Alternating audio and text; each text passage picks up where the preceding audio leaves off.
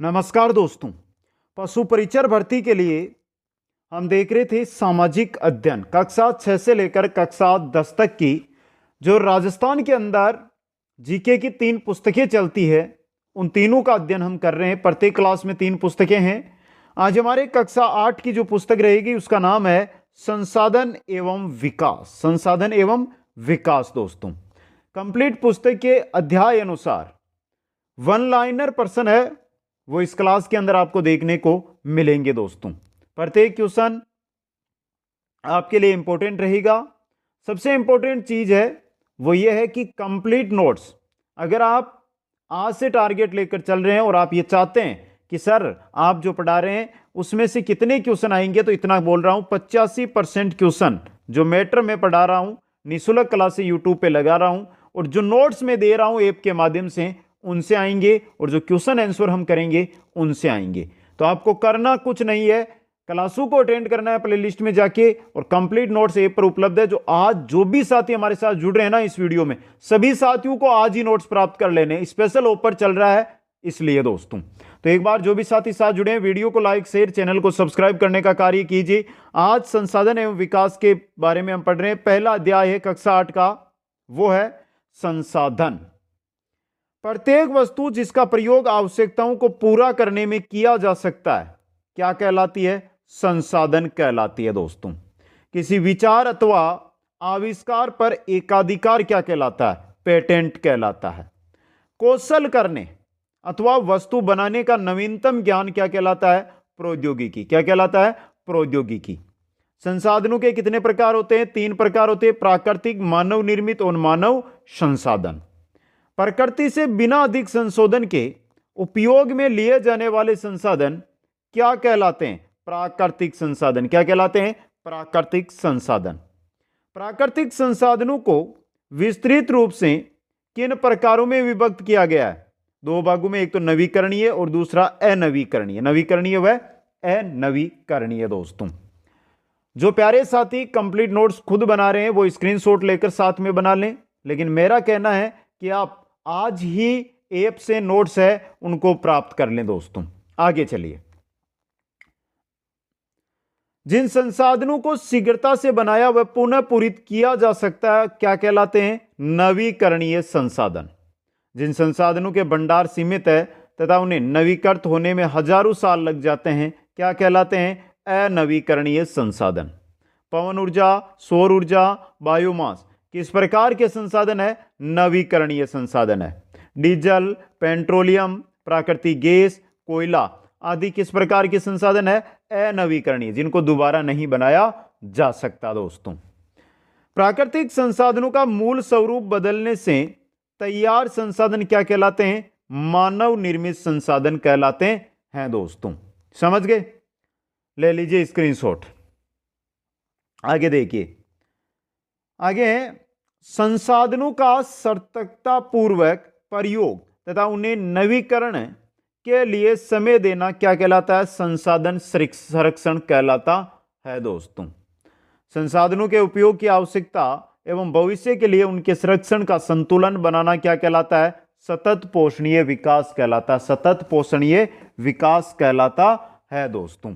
एक एक चीज आपके लिए इंपॉर्टेंट है, इसलिए आराम से हर एक चीज को देखते हुए आगे बढ़ना है।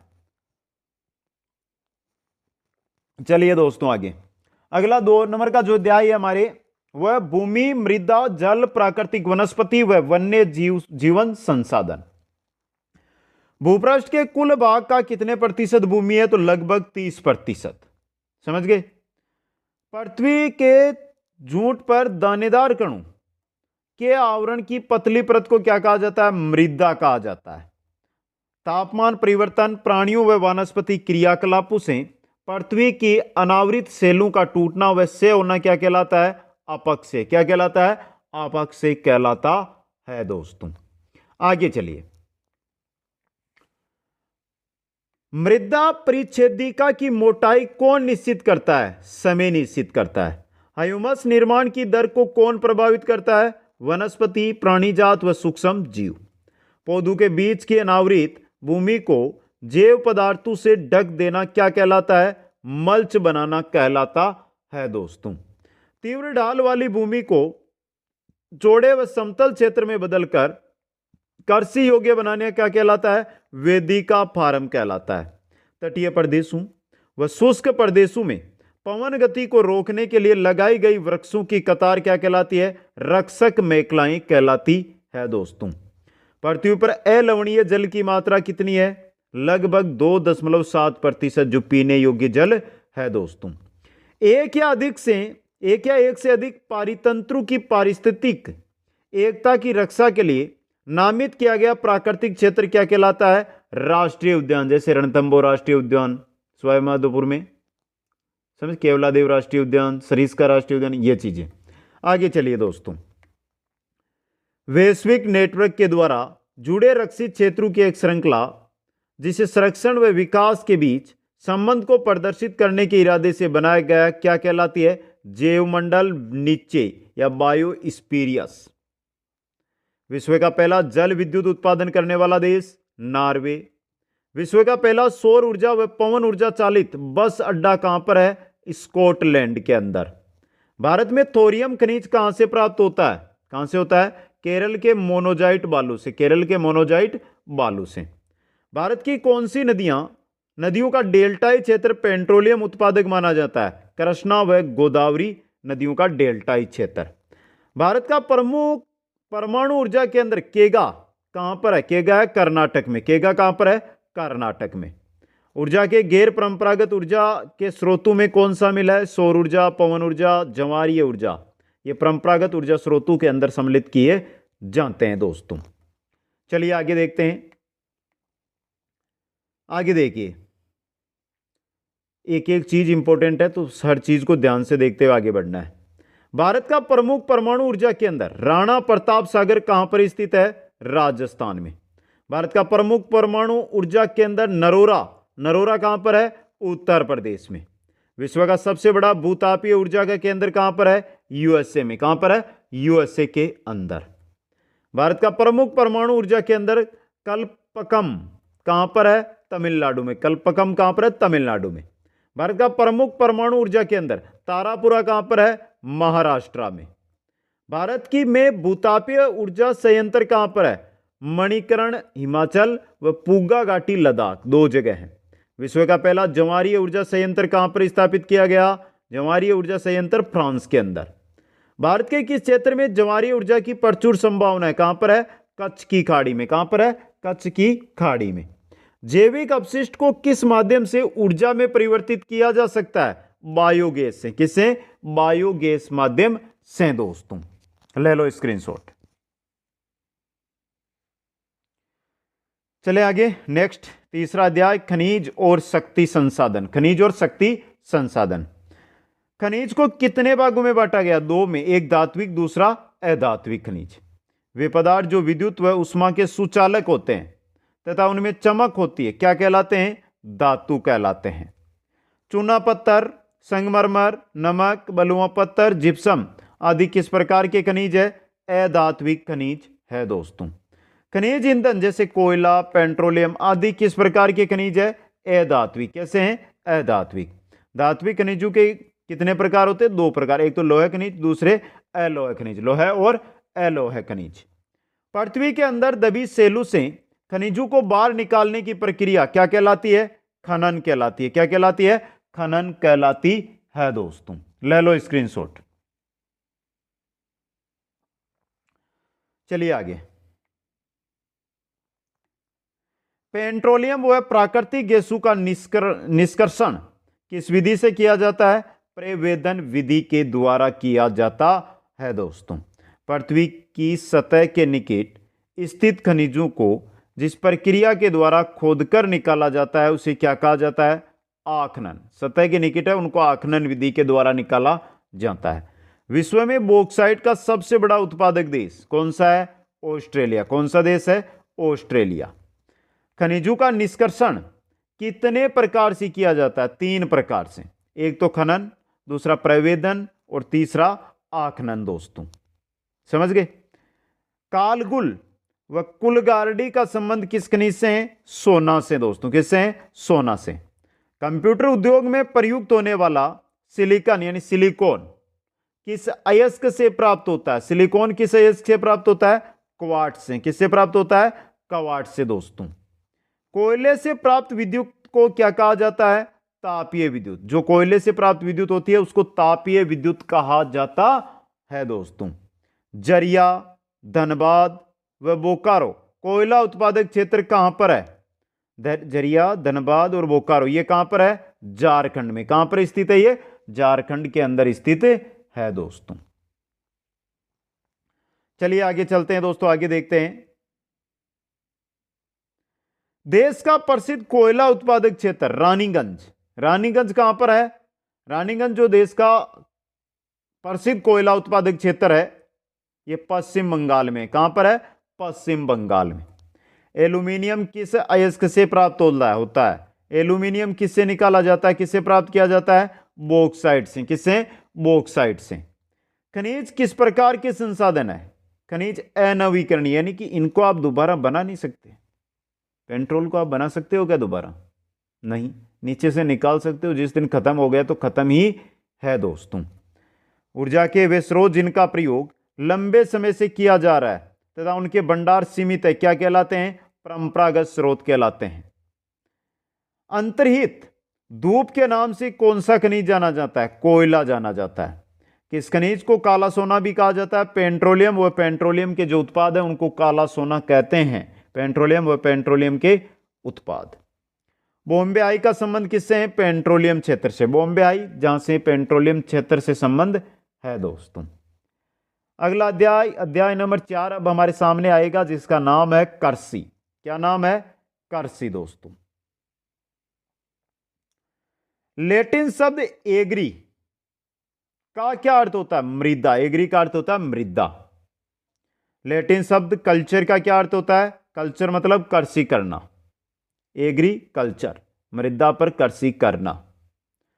पौधे से परिष्कृत उत्पाद तक के रूपांतरण में कितने प्रकार की आर्थिक जो क्रियाएं हैं वो सम्मिलित है?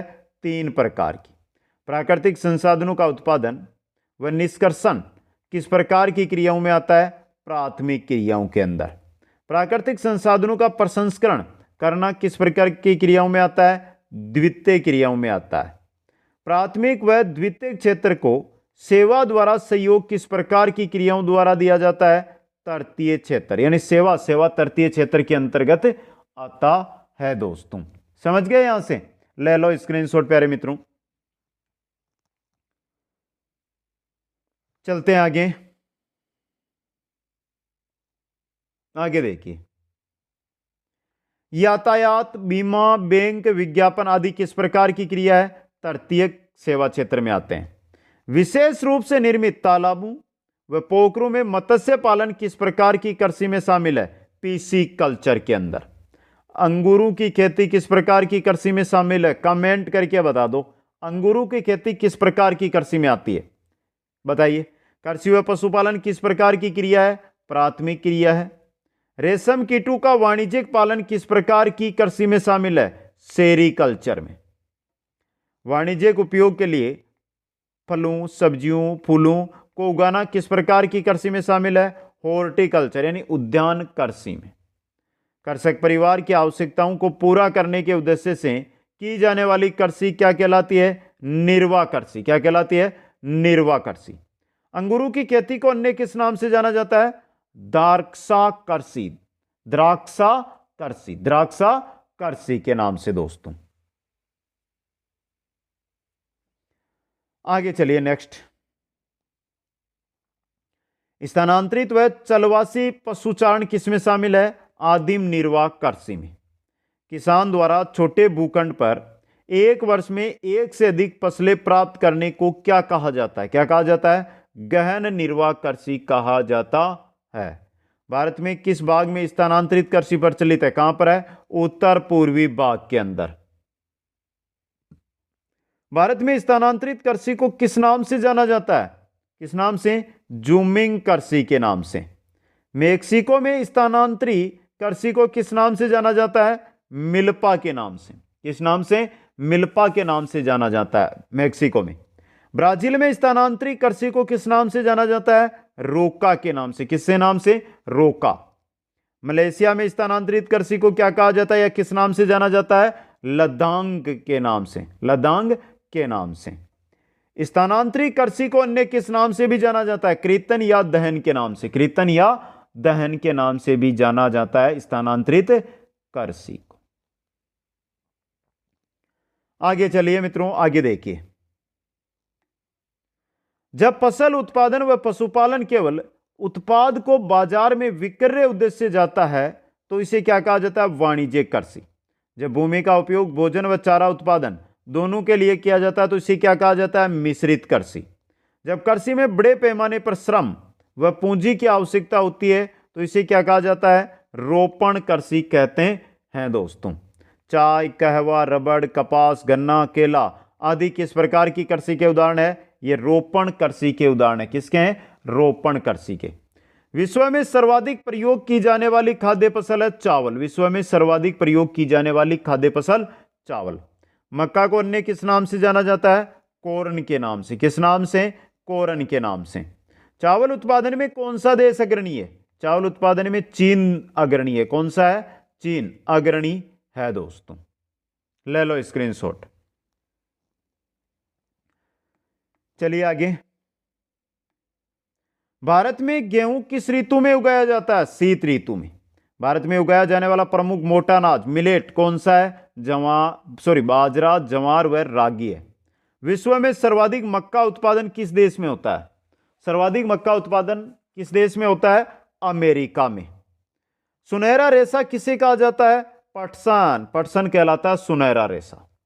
सूती वस्त्र उद्योग के लिए महत्वपूर्ण कच्चा माल कौन सी फसल है? कपास है दोस्तों। विश्व में कॉफी उत्पादन में अग्रणी देश ब्राजील। कॉफी उत्पादन में अग्रणी देश ब्राजील। नेक्स्ट अध्याय आएगा आपका उद्योग। अब देखिए उद्योग से रिलेटेड जो आपके कक्षा 8 में क्वेश्चन बनते हैं वन लाइनर, वो देखिए। पहला, आकार के आधार पर उद्योगों को कितनी श्रेणियों में विभाजित किया जाता है? 2 श्रेणियों में। एक तो लघु उद्योग, एक वृत्त उद्योग। आकार के आधार पर कुटीर उद्योगों को शामिल माना नहीं जाता है, यह भी याद रखना आपको। इंपॉर्टेंट चीज रह सकती है, अच्छी जानकारी है आपके लिए। समझ गए? चलिए आगे। जिन उद्योगों में दस्तकारों द्वारा हस्तनिर्मित उत्पादों का निर्माण होता है क्या कहलाते हैं? कुटीर उद्योग। स्वामित्व के आधार पर उद्योगों के कितने प्रकार होते हैं? 3। एक तो निजी, दूसरा राज्य अथवा सार्वजनिक, वह संयुक्त अथवा सहकारी। उभरते हुए उद्योग किस नाम से जाने जाते हैं? सनराइज उद्योग। उगता हुआ सूरज, सनराइज। उभरते हुए उद्योग सनराइज उद्योग। किस प्रक्रिया में धातुओं को उसके अयस्कों द्वारा गलनांक बिंदु से अधिक तपाकर निष्कर्षित किया जाता है? प्रगलन में। किसमें किया जाता है? प्रगलन में। टिस्को की शुरुआत कब हुई थी? 1907 में टिस्को की शुरुआत हुई थी। आधुनिक उद्योगों को मेरुदंड किसे कहा जाता है? आधुनिक उद्योगों का मेरुदंड किसको कहते हैं? इस्पात को। किसको कहते हैं? इस्पात को दोस्तों। ले लिया स्क्रीनशॉट, बढ़िया आगे। स्वतंत्रता से पहले भारत में कितने इस्पात कारखाने थे? सिर्फ एक था, नाम था TISCO. Tata. Tata iron and steel company limited की स्थापना कहां पर की गई? साकची, झारखंड में। साकची को वर्तमान में किस नाम से जानते हैं हम? जमशेदपुर के नाम से जानते हैं। पीटर्सबर्ग किस देश का महत्वपूर्ण इस्पात नगर है? पीटर्सबर्ग संयुक्त राज्य अमेरिका का। टेक्सटाइल शब्द की उत्पत्ति लैटिन भाषा की किस शब्द से हुई है? टेक्सयरे। टेक्सयरे यानी बुनन, टेक्सयरे बुनन से। वस्त्र उद्योग को कच्चा माल किसे कहा जाता है? रेशे को। वस्त्र उद्योग का कच्चा माल रेशा। देश में प्रथम वस्त्र उद्योग कहां पर शुरू हुआ?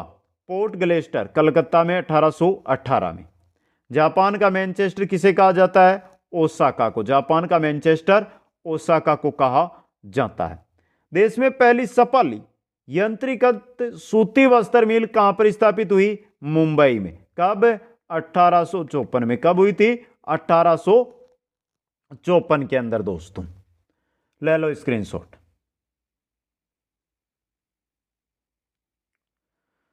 चलिए आगे।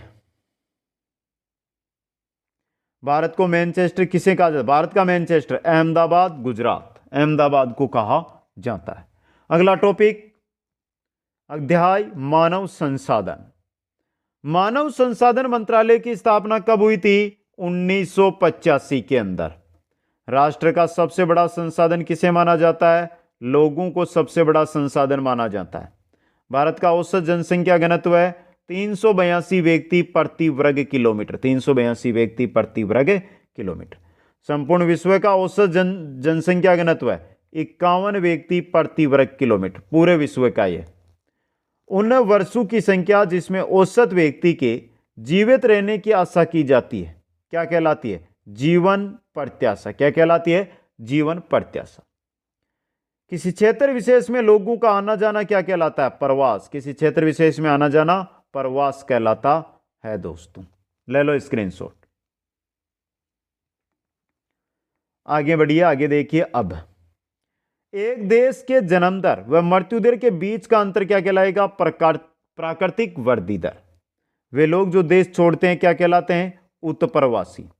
वे लोग जो देश में नए आते हैं क्या कहलाते हैं? अप्रवासी। देश छोड़ते हैं उत्प्रवासी, आते हैं अप्रवासी। अगला अध्याय और वेरी इंपॉर्टेंट अध्याय नाम है जिसका भारत का आकार एवं स्थिति। Very important. भारत किस गोलार्ध में स्थित है? उत्तरी गोलार्ध में। भारत का अक्षांशीय विस्तार है 8 डिग्री 4 मिनट उत्तर से 37 डिग्री 6 मिनट उत्तरी अक्षांश। और देशांतरीय विस्तार देखिए, देशांतरीय विस्तार है 68 डिग्री 7 मिनट पूर्व से 97 डिग्री 26 मिनट पूर्वी देशांतर। यह है देशांतरीय विस्तार। तो अक्षांशीय विस्तार और देशांतरीय विस्तार। भारत में कर्क रेखा की स्थिति 23 डिग्री 30 मिनट उत्तरी अक्षांश। कर्क रेखा राजस्थान से जो गुजरती है, समझे आप? ले लो स्क्रीनशॉट। बढ़े आगे, चलो। लक्षद्वीप समूह किस जलीय इकाई में स्थित है? अरब सागर में। भारतीय संघ राज्य का कौन सा क्षेत्र, कौन सा दक्षिणी बिंदु 2004 में सुनामी में डूब गया था?